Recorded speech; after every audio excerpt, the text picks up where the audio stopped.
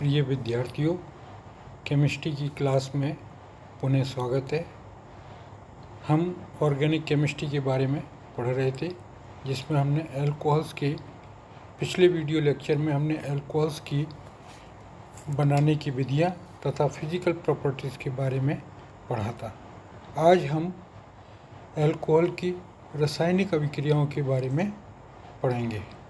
जैसा कि हम जानते हैं, अल्कोहल के अंदर R एल्काइल ग्रुप होता है, एक ऑक्सीजन और एक हाइड्रोजन, यानी R dash O dash H, यानी R जो एल्काइल ग्रुप है वो ऑक्सीजन के साथ और ऑक्सीजन जो है हाइड्रोजन के साथ। तो इस प्रकार से जो है अल्कोहल में दो बॉन्ड्स होते हैं, एक तो ऑक्सीजन का एल्काइल ग्रुप के साथ और दूसरा ऑक्सीजन का हाइड्रोजन के साथ। अल्कोहल में जो OH है वो बहुत ध्रुवीय और काफ़ी क्रियाशील होता है। इस समूह के ऑक्सीजन परमाणु की उच्च विद्युत ऋणात्मकता होने के कारण ये हाइड्रोजन व कार्बन दोनों के इलेक्ट्रॉनों को अपनी ओर आकर्षित करता है। इसलिए इस समूह में दो प्रकार की अभिक्रियाएं होती हैं।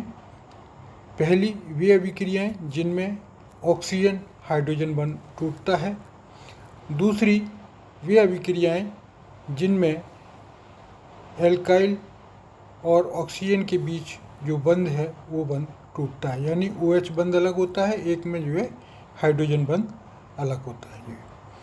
तो पहले हम वे अभिक्रियाएं लेंगे जिसमें जो है ऑक्सीजन हाइड्रोजन बंध टूटता है। इसमें जब हाइड्रोजन निकलता है तो हाइड्रोजन प्रोटॉन है और ये एक अम्लीय प्रोटॉन की तरह व्यवहार करता है। तो सबसे पहला जो गुण होगा इसका एसिडिक नेचर, यानी ऑक्सीजन परमाणु अधिक ऋण विद्युतीय होने के कारण जो ऑक्सीजन हाइड्रोजन के बंध युग्मों को अपनी ओर आकर्षित करता है, जिसके कारण OH समूह का हाइड्रोजन प्रोटॉन के रूप में अलग हो जाता है। यही प्रोटॉन अल्कोहल के अम्लीय व्यवहार को प्रदर्शित करता है। अतः अल्कोहल विद्युत ध्रुवीय धातुओं जैसे सोडियम, पोटेशियम, कैल्शियम, मैग्नीशियम आदि से क्रिया करके हाइड्रोजन मुक्त कर देता है। फॉर एग्जाम्पल, यदि हम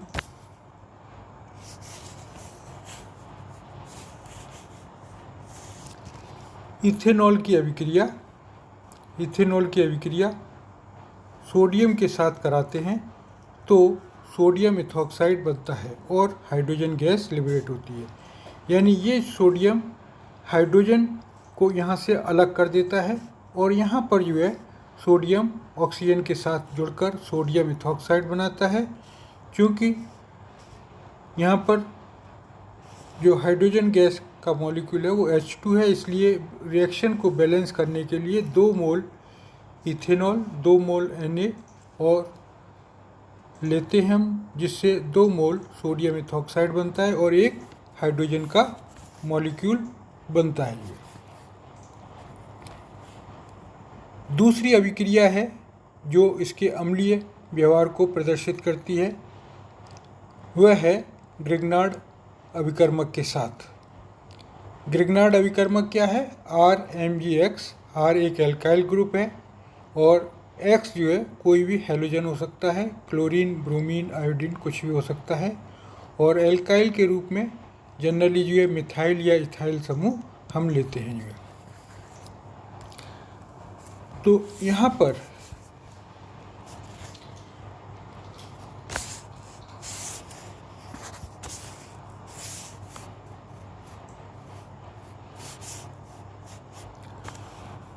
जो अल्कोहल है इसमें हाइड्रोजन के ऊपर आंशिक धनावेश होता है और यहाँ जो मिथाइल मैग्नीशियम ब्रोमाइड है, मिथाइल समूह के ऊपर आंशिक ऋणावेश और MgBr के ऊपर आंशिक धनावेश होता है। तो जिससे ये क्या होता है कि ये जो हाइड्रोजन है वो मिथाइल समूह के पास चला जाता है जो है और मीथेन बनाता है। और जो बाकी का रेस्ट ऑफ द मॉलिक्यूल्स है इथेनॉल का C2H5O, वो MgBr के साथ अभिक्रिया करके C2H5OMgBr बना लेता है, इथॉक्सी मैग्नीशियम ब्रोमाइड। अल्कोहल में जो अम्लीयता का क्रम होता है वो मिथेनॉल में सबसे अधिक होता है, प्राइमरी अल्कोहल में उससे कम, सेकेंडरी अल्कोहल में उससे कम और टर्शरी अल्कोहल में उससे कम होता है। इसका कारण यह है कि एल्काइल समूह का प्लस आई प्रभाव होता है, जिसके कारण से क्या होगा कि प्राइमरी से टर्शरी अल्कोहल की ओर जाने पर जो कार्बन ऑक्सीजन बंध के इलेक्ट्रॉनों का विस्थापन ऑक्सीजन परमाणु की ओर अधिक होगा, जिससे OH समूह से प्रोटॉन निकालना उतना ही कठिन हो जाएगा।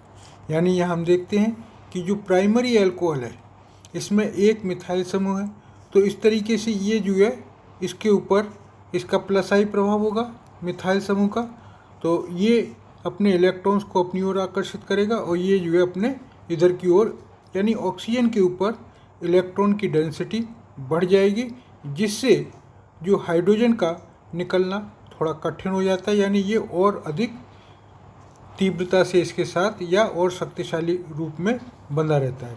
जब इस तरीके के दो मिथाइल ग्रुप होते हैं कार्बन के ऊपर, तो दोनों का अपना इंडिविजुअल प्लस आई प्रभाव होता है, जिसके कारण से जो है यहाँ ऑक्सीजन पर और अधिक विद्युत ऋणता बढ़ जाती है, जिससे हाइड्रोजन का और अधिक टाइटली बंद हो जाता, ऑक्सीजन के साथ जुड़ जाता है, या दूसरे शब्दों में हम कह सकते हैं कि इसमें से हाइड्रोजन का निकलना और भी कठिन हो जाता है। इसी प्रकार यदि टर्शरी अल्कोहल है तो उसमें 3 मिथाइल समूह होते हैं, तीनों के प्रत्येक मिथाइल समूह का प्लस आई प्रभाव होता है, जिसके कारण से ऑक्सीजन पर इलेक्ट्रॉन डेंसिटी बहुत ज़्यादा बढ़ जाती है। और दूसरे शब्दों में हम कह सकते हैं कि जो हाइड्रोजन है वो बहुत अधिक दृढ़ता के साथ ऑक्सीजन के साथ जुड़ा रहता है, तो उसमें हाइड्रोजन का निकालना और भी कठिन हो जाता है। यही कारण है जो अम्लीयता है वो और कम हो जाती है। यानी जो अम्लीयता का क्रम होता है प्राइमरी में सबसे ज़्यादा, सेकेंडरी में उससे कम और टर्शरी में सबसे कम। इसके अलावा यदि बीटा कार्बन के ऊपर कोई इलेक्ट्रॉन आकर्षित करने वाला समूह उपस्थित है तो अम्लीयता बढ़ जाती है। कारण क्या है इसका? जब इलेक्ट्रॉन आकर्षित करने वाला समूह होगा तो जो प्लस आई प्रभाव के कारण ऑक्सीजन के ऊपर इलेक्ट्रॉन का घनत्व बढ़ रहा था, इसमें क्या होगा, इसमें रिवर्स होगा।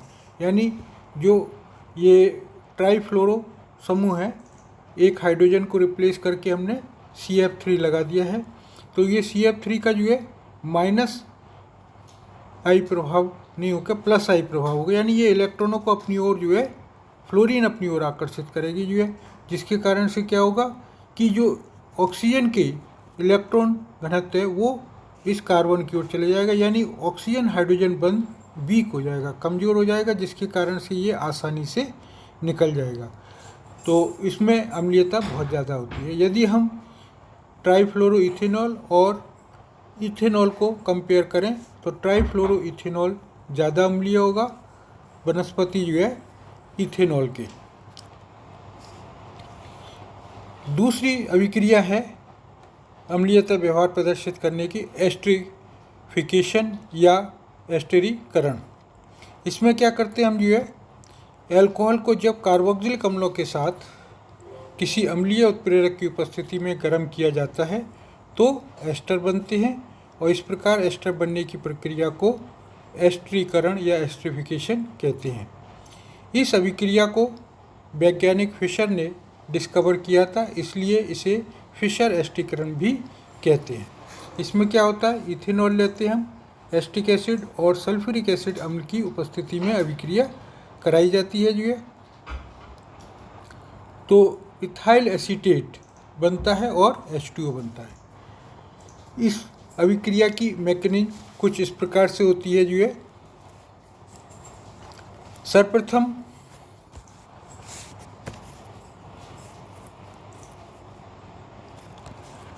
जो CH3 C double bond OH है, तो इसमें जो ऑक्सीजन के जो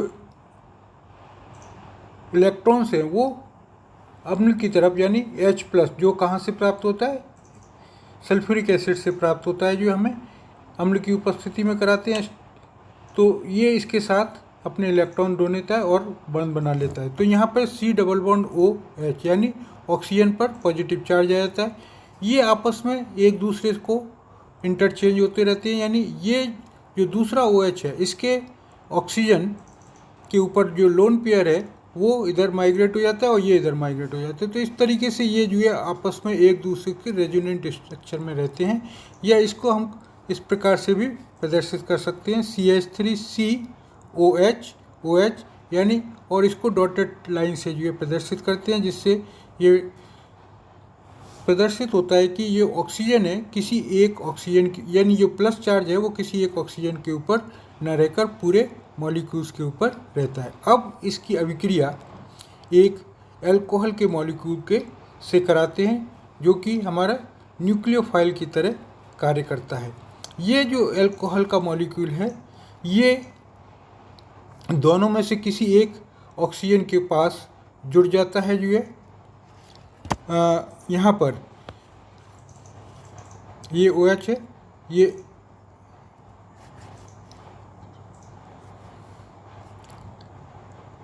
ये ऑक्सीजन ये जो है यहाँ पर अटैक करता है जो है, और इसका जो H है वो इन दोनों में से किसी एक ऑक्सीजन के पास जुड़ जाएगा जो है, और ये यहाँ पर जो है हमारा ये जो दिखाया है ये संरचना में प्राप्त होगी। अब क्या होता है कि इसका ये जो हाइड्रोजन है वो अपने इलेक्ट्रॉन्स इस ऑक्सीजन पे को दे देता है, क्योंकि यहाँ पर ऑक्सीजन की यानी इलेक्ट्रॉन्स की कमी है, तो ये अपने बॉन्डिंग पेयर के जो इलेक्ट्रॉन्स है वो इस ऑक्सीजन को दे देता है, और ये एक अन्य OH यानी इसी मॉलिक्यूल के अंदर जो OH दो OH हैं दोनों में से किसी एक के ऊपर चला जाता है ये, और ये इस तरह का जो है मॉलिक्यूल हमें प्राप्त होता है CH3COH OH2+ OH and COR।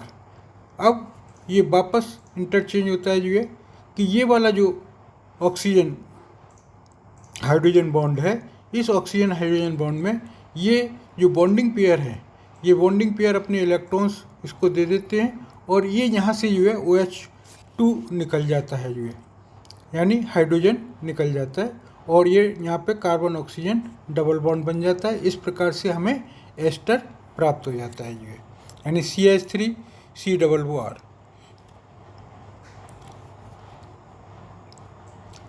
एस्टरीकरण की जो क्रिया विधि है इससे यह ज्ञात होता है कि जो एस्टरीफिकेशन में अल्कोहल का जो OH बंध है वही टूटता है, ना कि कार्बन ऑक्सीजन। प्रारंभ में ये देखा गया था, ये समझते थे या ये मानते थे कि जो कार्बन के साथ ऑक्सीजन है OH बंध है वो टूटता है, लेकिन इस प्रक्रिया में यानी इस मैकेनिज्म से यह स्पष्ट होता है कि इसमें ऑक्सीजन हाइड्रोजन बंध टूटता है, ना कि जो है कार्बन ऑक्सीजन बंध। इस बात की पुष्टि करने के लिए हमने समस्थानिक टेक्निक यानी आइसोटोप लेबलिंग का इस्तेमाल किया, जिसमें अल्कोहल के जो ऑक्सीजन है वो आइसोटोप ऑक्सीजन का प्रयोग किया, और जो एस्टर बना उसमें भी जो है आइसोटोप ऑक्सीजन पाई गई, जिससे यह पता चलता है कि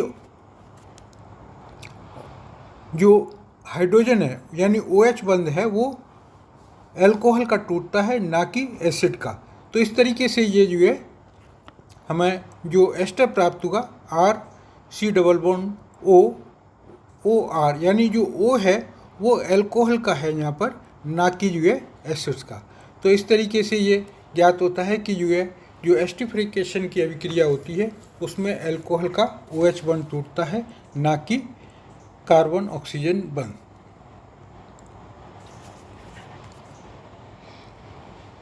तीसरी अभिक्रिया है फॉर्मेशन ऑफ ईथर, यानी ईथर का निर्माण।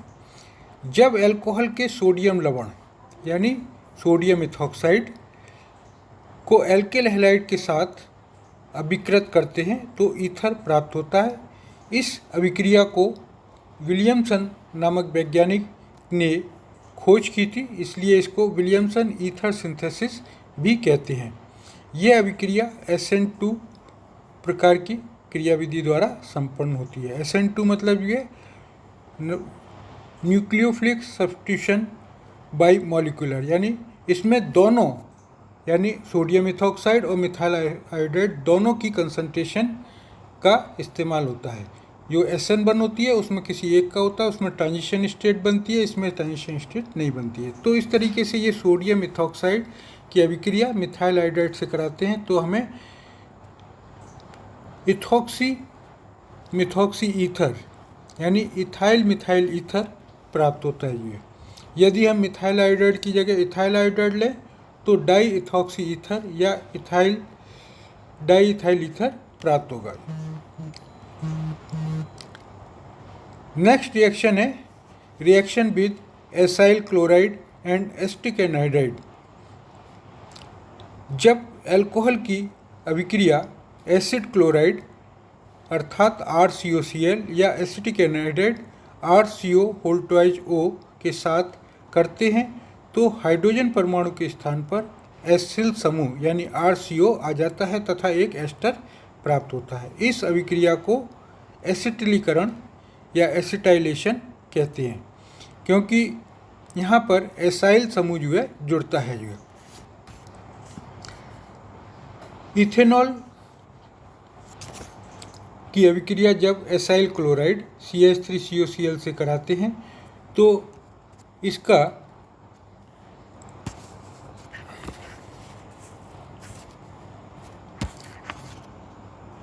इथेनॉल का हाइड्रोजन ये और एसाइल क्लोराइड का क्लोरीन जो है -HCl के रूप में निकल जाता है और हमें इथाइल एसीटेट प्राप्त होता है। यानी ये जो CH3CO है वो इस ऑक्सीजन के साथ जुड़ जाता है।